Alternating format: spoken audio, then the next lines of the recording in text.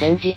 空母遼寧から発艦した中国の J15 戦闘機が、航空自衛隊の F15 戦闘機に対して、火器管制レーダーを照射、いわゆるロックオンをするという危険で挑発的な行動をとりましたが、こういった場面で両機が対峙した場合、どっちが強いのでしょうか。ということで今回は、中国の J15 の中でも最新の量産機である J15T と、日本で旧式化しつつある F15J の中でも、現代で使えるレベルに改修した主力機、JM シップ近代化改修機に焦点を当て、両機の性能を比較していきます。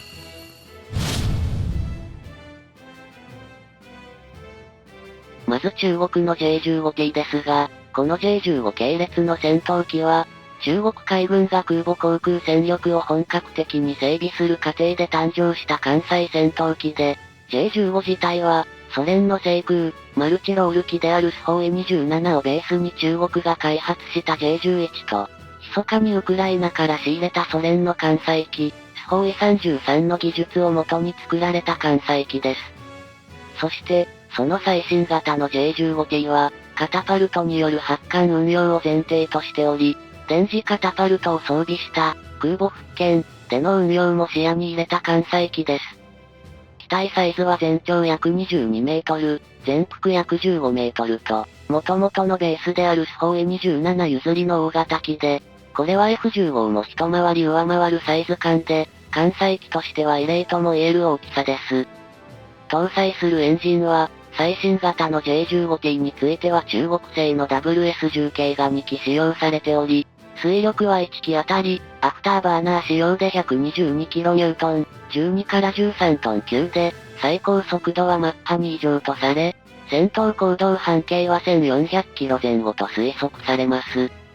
これは、大型の機体と高出力エンジンを組み合わせ、艦載機としては高い加速力と搭載能力を狙ったとされますが、本機の先祖である旧ソ連のスホーイ27は、制空戦闘機として開発され、それを後から艦載機化したのがスホーイ33であり J15 でもあるので、艦載機化する上で、機体や膠着装置の補強を後付けで対応したことによって想定外の重量が増加し、元から艦載機として計画された FA18 やラファールなどと比べると、艦載機としては非効率であり、ペイロードも少なくなっています。続いて日本の F15J、JM シップ近代化改修機、以降は F15J 改と呼称ですが、F15J 自体は航空自衛隊の防空任務を担う主力戦闘機として、長年運用されてきました。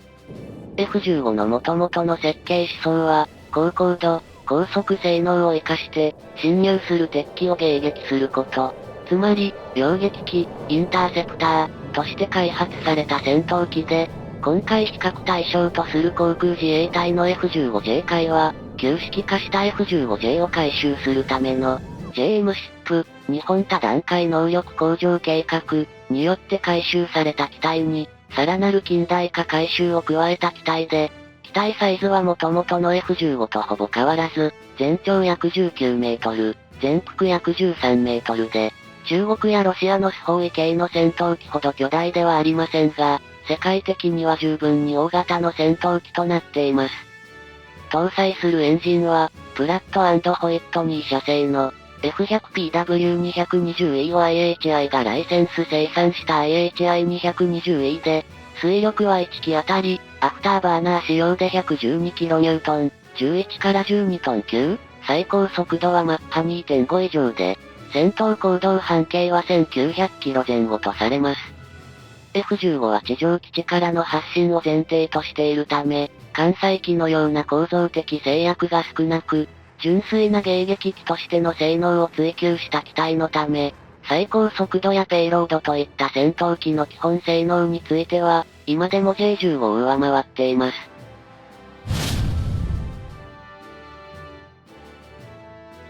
続いて現代戦の要でもあるアビオニクスですが、最新量産型の J15T は、初期の J15 と比べて各種装備が近代化されており、コックピットは多機能ディスプレイを中心としてデジタル化され、ヘルメットはいわゆる HMD を採用し、操縦系統は40のデジタルフライバイワイヤが採用され、世界標準になりつつある装備を一通り取り入れている印象です。また、レーダーについては、J15T 型からAESAレーダーを搭載しており、その捜索精度は飛躍的に向上し、現実的な最大探知距離については200キロ以上。中国寄りの情報によると370キロとも言われますが、アメリカの戦闘機搭載用の高性能レーダーでも、現実的な探知距離は250キロ程度なので、370キロは明らかに盛りすぎ。よって、今回は200キロ以上、という表現に留めておきます。J15T はこの他には、レーダーを使用せずに近距離の探知が可能な、IRST、赤外線捜索追尾装置や、データリンクについても中国版リンク16を備え、艦隊運用を前提に、領機や母艦と情報を共有する能力を持つとされています。次に、日本の F15J 海ですが、元の設計自体は古いものの、近代化改修によってアビオニクスの更新が段階的に行われています。とはいえ、ヘルメットにはいわゆる HMD が採用されたものの、コックピットは完全な最新世代相当とは言い難く、アナログ計器の一部がディスプレイ化され、操縦系統は、CAS というデジタルフライバイワイヤの一歩手前の技術で、補助的な装置となっています。レーダーは、F15J の初期型よりは更新されていますが、AESA式ではなく、探知距離は150から170キロ程度、探知精度についても残念ながら劣ると言わざるを得ません。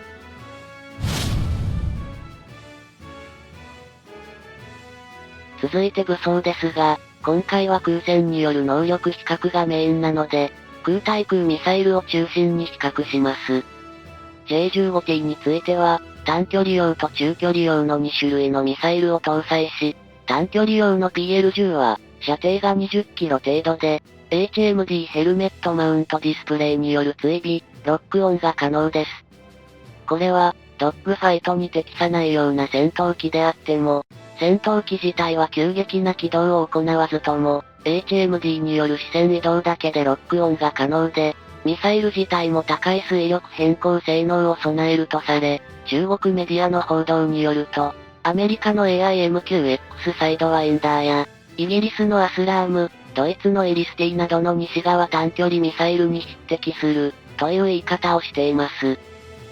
中距離ミサイルについては、PL15 を搭載し、これは、2025年5月7日のインパの大規模な空戦において、パキスタンがインドのラファールを撃墜したとされるミサイルです。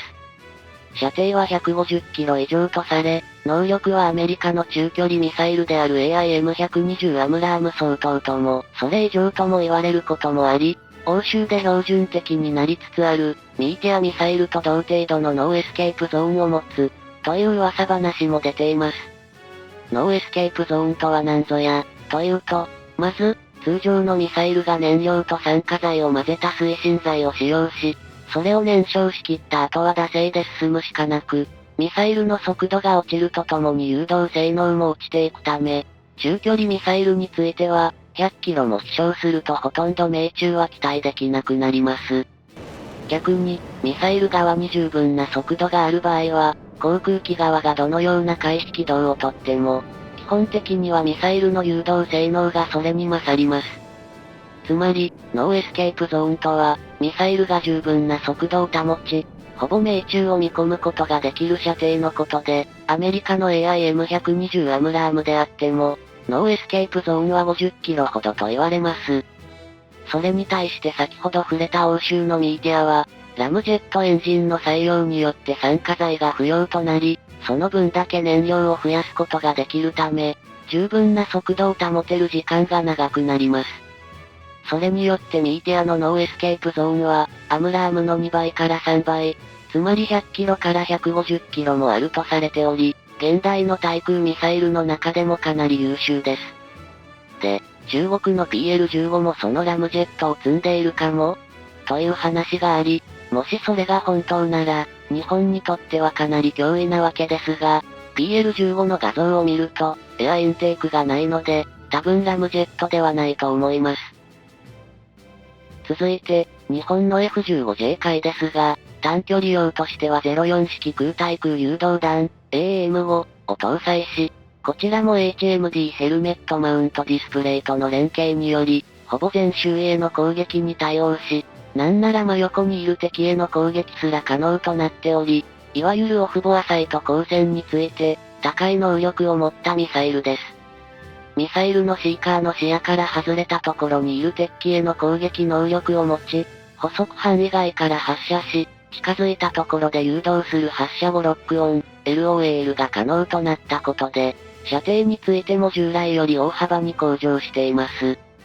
ただし、それらを実現するには、発射時に大体の敵機の位置を知る必要があり、通常は機体に搭載された IRST、赤外線捜索追尾装置などが使われますが、F15J 回に関しては、一度は IRST が搭載されたものの、不具合によって中止されており、その後の動向がよくわからないので、AAM5 の本来の性能を活かしきれるのか不明。次に中距離ミサイルの99式空対空誘導弾 B、AAM4B は、射程は120キロ程度ですが、シーカーなどに特殊な変調方式を採用していることで、敵機のレーダー、ミサイル警報装置に探知される可能性を減らし、また、弾頭については、従来が至近で破片をばらまくだけの近接進管だったのに対して、本ミサイルは指向性破片弾頭を採用し、近接進管が内蔵レーダーにより敵機の方向を正確に把握することで、集中的に攻撃を仕掛けるため、より迎撃効率を高めています。さて、ここまで J15T と F15J 回の性能を比較してきましたが、J15T は艦載機、F15J 回は純粋な迎撃機であることを踏まえると、それぞれに強みと弱みはありますが、日本の F15J 回は、機体自体の基本性能が優秀かつ信頼性の高い戦闘機であり、搭載するミサイル単体の能力についても割と高性能ですが、問題なのはやはりアビオニクスで、レーダーやコックピット周りの先進性で言うと、J15T に劣る可能性が高く、先制発見、先制攻撃が必須とされる現代の空戦において、自衛隊機が不利になりつつあることを、退役した自衛隊幹部が発言していることから、F15J を今後も擁撃機として使い続けるのであれば、さらなる近代改修は必須です。現在のところ F15J、JSI、ジャパニーズスーパーインターセプターという改修計画が動いており、これは、F15 の最新型である F15EX に近い能力を獲得する予定で、現時点で状態がいい F15J 回の約60機に対して、JSI の改修が行われる予定です。ということで、この JSI 計画が順調に進めば、F15EX 相当の能力を活かして、ミサイルキャリアとして活用される可能性もあり、F35A の納入状況や、次期戦闘機、F3 の開発状況にもよりますが、下手をすると、2040年代まで F15 が飛ぶ姿が見れるかもしれませんね。よろしければ、ハイプ、いいね、チャンネル登録、押していただけると動画作成の励みになりますので、どうぞよろしくお願いします。